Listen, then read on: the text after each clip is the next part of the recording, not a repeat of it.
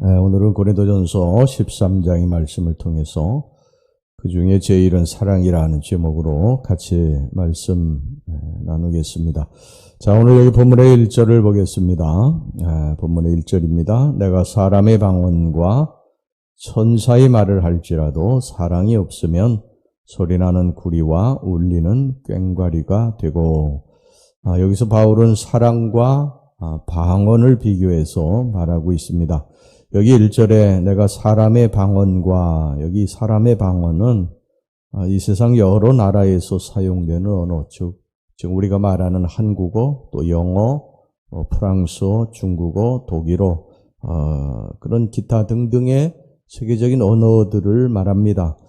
사도행전 2장을 보면은 온 천하에 흩어져 있던 유대인들이 오순절에 예루살렘으로 예배드리러 왔다가 마가의 다락방에 모인 예수님의 제자들이 자기들의 나라 말을 하는 것을 보고 놀라는 장면이 나오는데, 이것이 바로 사람의 방언입니다. 방언을 할 때 외국어를 말하는 사람이 있어요. 외국어를 전혀 배우지 않았는데도 프랑스에 유학 간 적도 없고 프랑스 말을 배운 적도 없는데 갑자기 프랑스 말을 하는 사람도 있고, 또 독일 말을 하는 사람도 있고요. 또 심지어는 저 아프리카에 전혀 들어보지도 못했던 그런 말을 하는 사람들이 있습니다. 이게 이제 사람의 방언이에요. 사람의 방언. 그 다음에 이게 이제 사람들이 알아들을 수 있는 방언이에요. 저것은 프랑스어구나 독일어구나 그렇게 알아들을 수 있는 방언입니다. 이에 비해서 여기 보면 천사의 말을 할지라도, 여기 천사의 말이라고 하는 저 방언이 또 나오는데요. 이 방언은 성령으로 말미암아서 하나님께 비밀로 말하는 하늘나라의 언어, 즉 천국 방언을 가리킵니다.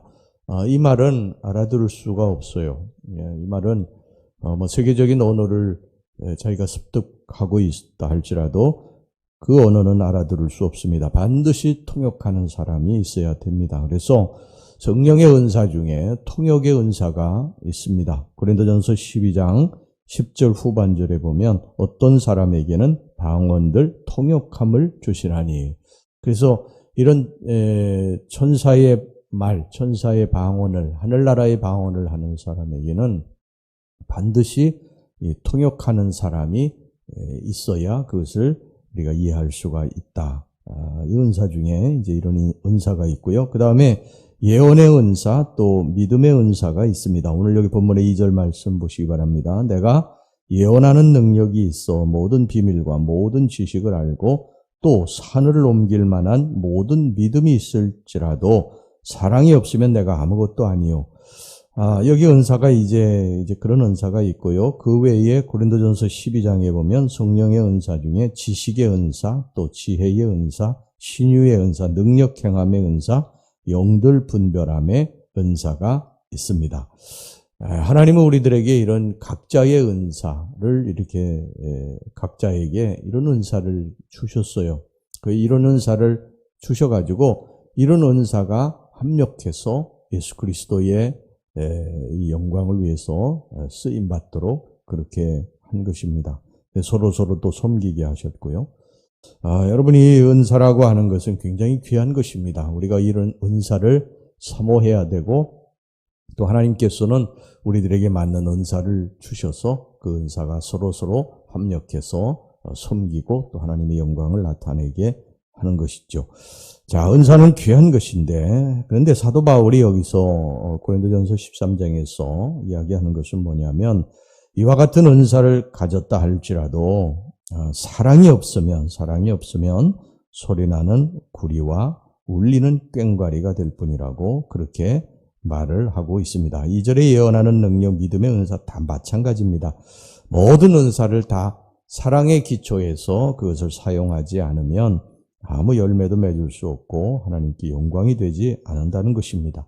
그러니까 즉 다시 말하면 은사라고 하는 것은 자랑하라고 주는 것이 아닙니다. 교만하라고 주는 것이 아니에요. 은사라고 하는 것은 하나님의 영광을 위해서 하나님이 우리들의 각자에게 부어주시는 것이지, 그것이 어떤 우리가 전에도 살펴봤지만 특별한 은사만을 우리가 사모하고 특별한 은사를 받아야 그게 대단한 것으로 우리 생각하고 또 교만하고 그러는데 또 어떤 사람은 또 위축되고 또 열등감을 가지고 그러는데 그럴 필요가 없다는 것입니다. 우리 각자에게는 하나님께서 우리에게 맞는 은사를 주셨기 때문에 그 은사를 잘 활용해서 하나님 앞에 영광을 돌리고 우리가 서로 섬기게 되면은 그것이 은사를 바르게 사용하는 방법이 되는 줄로 믿습니다.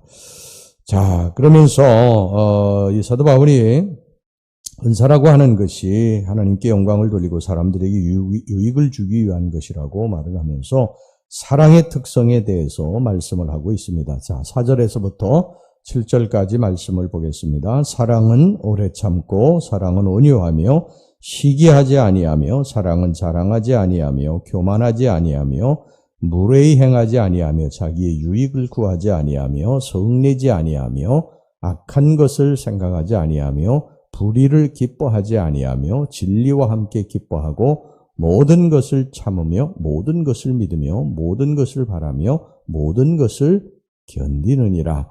이렇게 은사는 귀한 것이지만은 사랑이 없으면 이 은사는 무익하다는 것입니다. 그러니까 이런 모든 은사보다도 훨씬 더 귀한 것이 사랑이라는 거예요. 이런 각자에게 우리 하나님이 부어주신 그러한 그 은사, 이 선물은 반드시 사랑에 기초해야 된다는 것입니다. 사랑에 기초하지 않는 은사는 자칫하면 이것이 교만에 빠질 우려가 있다는 거예요. 잘못 은사를 사용하게 될 수 있다고 하는 것입니다. 그런데 은사보다 귀한 것이 사랑이라는 것입니다. 여러분, 은사를 사모하는 게 귀한 것이지만 사랑 없이 은사만 있게 되면요, 교만해질 수도 있고요. 자칫하면 하나님께 영광 돌리지 않게 되는 것입니다. 반드시 사랑이 있어야 됩니다. 가장 크고 귀한 은사가 사랑의 은사이기 때문에 이 은사를 사모하시기를 바랍니다.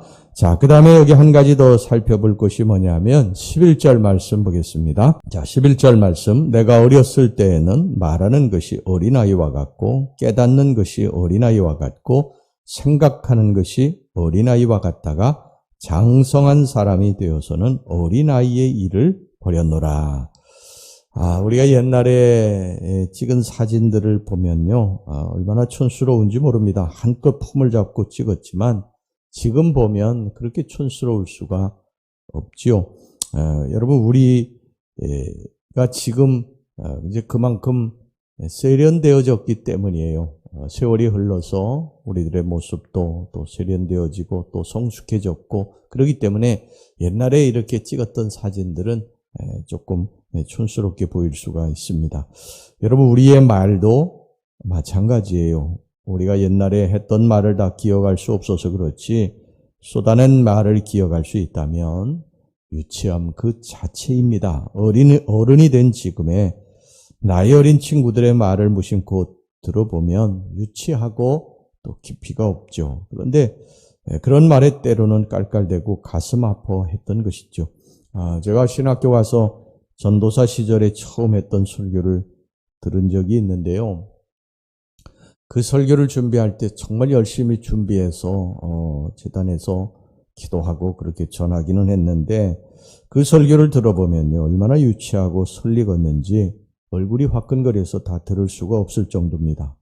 그나마 위로받을 수 있는 것은 내가 이만큼 또 자라났구나 하는 사실 때문이지 다른 이유는 없습니다.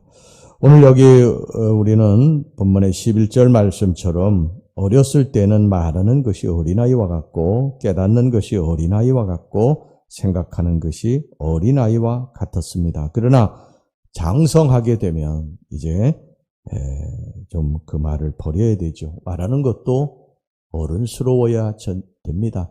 좀 우리들이 자라나야 되죠. 10년 전이나 20년 전이나 지금이나 말하는 것이 여전히 유치하고 미성숙하다고 한다면 우리는 자라나지 못한 것입니다. 우리의 내면이 우리가 하나님 나라에 서기 전까지 우리의 모습들은 계속해서 자라나야 됩니다. 우리의 부족한 점이 있잖아요. 그 부족한 점을 우리가 하나님 앞에 내놓고 기도하고, 우리의 언어가 부족할 수도 있고요. 우리의 또 생각이나 또 우리 행동이 부족한 것이 있을 수 있습니다. 그런데 이게 자라가야 되지, 어린아이와 같은 그런 곳에 이렇게 머물러 있다고 한다면 얼마나 유치하고 부끄러운 일이 되겠습니까? 근데 우리 주변에는 아직도 그런 어린아이의 모습을 보이는 사람들이 많이 있어요. 신앙생활을 오래 했음에도 불구하고 아직도 미성숙하고 아직도 성숙하고는 거리가 먼 그런 모습을 보일 때가 있습니다. 깨닫는 것, 생각하는 것 다 유치하고, 그런데 세월이 흘러서 직분은 올라갔는데 아직도 어린아이와 같은 모습을 보이고 있습니다. 여러분, 창조의 역사, 하나님의 창조의 역사는요, 창세기 1장에 하나님이 창조하시고 그것으로 끝난 것이 아니라 하나님의 창조의 역사는 지금도 계속되고 있습니다. 왜냐하면 하나님이 지금 살아계시기 때문입니다. 살아계시기 때문에 하나님은 계속해서 우리들을 창조해 나가고 계시다는 것입니다. 고린도후서 4장 16절에 보면 우리의 겉사람은 낡아지나 우리의 속사람은 날로 새로워지도다. 날로 새로워지도다. 우리가 어제의 모습보다 오늘의 모습보다 내일의 모습들이 좀 더 성숙해지는 방향으로 새로워질 수 있다. 새로운 창조의 역사가 계속해서 이루어질 수 있다. 오늘 여러분들이 새벽에 나와서 이렇게 기도하면서 여러분들의 내면의 모습, 또 하나님 앞에 잘못했던 것들, 부끄러운 모습들을 회개하고 또 미래를 향해서 나아간다면 우리는 그만큼 또 내일 아마 성숙한 모습으로 서 있게 될 것입니다. 날마다 우리들은 변화될 수가 있어요. 우리 성도들 중에도 계속해서 변화의 과정을 걸어가는 그런 분들이 계십니다. 처음의 모습보다 훨씬 더 성숙하고 말하는 것이나 행동하는 것이나 이런 것들이 좀 더 장성한 분량으로 자라가는 그런 모습들을 보이는 분들이 있죠. 여러분, 우리의 겉사람은 세월이 흘러가면 다 늙어가지 않아요. 어느 누구도 육신의 늙어감을 막을 사람이 없습니다. 어제보다 오늘이 조금 더 늙고 오늘보다 내일이 아마 조금 더 늙게 되겠죠. 세월이 흘러가면서 우리 겉사람은 계속 늙어갑니다. 그런데 반대로 우리의 속사람은 더 젊어질 수 있다. 더 성숙해질 수가 있다. 좀 더 멋있어질 수가 있다. 그래서 우리의 얼굴에 이 주름은 계속 생기게 되고 늙고 쭈글쭈글해지지만 그 내면에서 풍기는 아름다움은 점점 더 깊어지고 성숙해지고 장성한 분량으로 자라갈 수 있다고 하는 사실 여러분 기억하시고 계속되는 이런 창조의 역사가 여러분들 속에 일어나시기를 주의 이름으로 축원합니다.